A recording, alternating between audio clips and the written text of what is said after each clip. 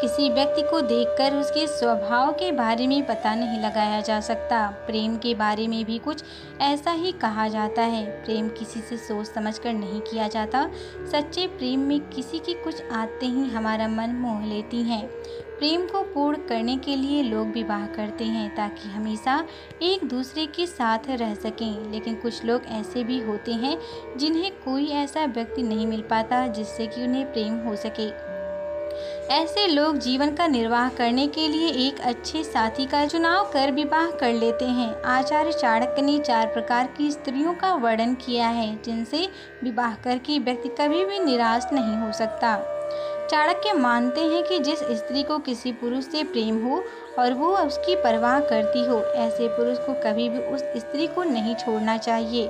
उसके साथ चाहे भविष्य में कितने ही झगड़े क्यों ना हो, लेकिन उस स्त्री का प्रेम उसे सुलह करने को मजबूर कर देगा। ऐसी स्त्री हमेशा खुशहाली ही लाती है। ऐसी स्त्री से विवाह करना उत्तम रहता है। हमेशा उसी स्त्री से विवाह करना चाहिए जो किसी से प्रेम संबंध में ना हो, क्योंकि अगर आप दबाव डालकर या जोर जबरदस्ती से उसके साथ विवाह कर भी लेते हैं तो ऐसी स्त्री का मन अपने प्रेमी की ओर ही रहेगा और वो पूरे मन से अपने पति के साथ नहीं जुड़ पाएगी। इसीलिए ऐसे स्त्री से विवाह करने से पहले उसकी मर्जी जरूर जान लें। आप चाहे कितने भी सुंदर क्यों ना हो, लेकिन हमेशा ऐसी स्त्री से ही विवाह करें जिसके लिए आपका स्वभाव सबसे ज़्यादा महत्व रखता हो, क्योंकि उम्र बीत जाने पर सुंदरता कम हो जाएगी। फिर सुंदरता मिटने वाली स्त्री आपसे कटने लगेगी, उसका मोह भंग हो जाएगा।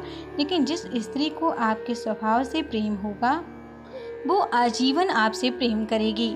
आचार्य चाणक्य कहते हैं कि हर स्त्री अपने होने वाले पति में अपने पिता की छवि देखती है, यानी वो चाहती है कि उसका पति भी पिता जैसी परवाह करे। इसीलिए आप जिस स्त्री से आप विवाह करना चाहते हैं उससे बातचीत करके ये जान सकते हैं कि वो आपके विषय में क्या सोचती है। ऐसी स्त्री आपको कभी भी छोड़कर नहीं जाएगी।